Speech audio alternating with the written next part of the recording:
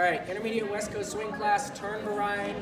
Okay, we talked about some basic whips. We covered connection ideas, but then in the basic whip we talked about if I'm going to cross over, I'm creating a circuit or connection point, keeping the follower right on a line, creating a counterbalance, and then making sure we're creating a space for her to fill into, not blocking that space we want her to fill into.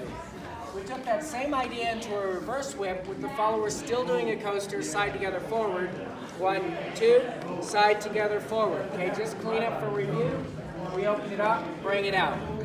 Then we did 3 versions of a decapita whip. It's just a reverse whip with decorated arms. So here's what it looks like.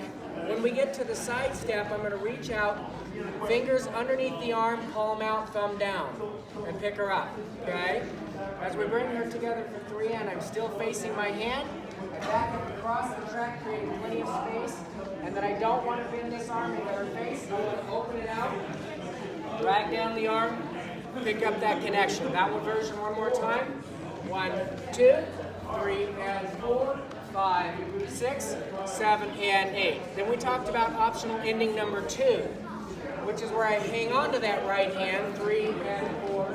I look over the right shoulder. My elbow is down, but by the time it gets over her, if she's holding her slows, we need to lift it, okay, and anchor it out. Now with counts, that one's 1, 2, 3, and 4, 5, 6, 7, and 8. Remembering to look where you're going. Holding your slows makes a big difference. Then we talked about ending number 3, which might even be number 2 if you need a bailout plan. 1, 2, 3, and 4. I'm going to rotate to my right again, just like before, but this time I'm going to let go of both hands. 5, 6, 7, and 8. So that last one again. 1, 2, 3, and 4, 5, 6, 7, and 8. Always looking where you're going. You can find us at montyandkristen.com. Come and join our classes.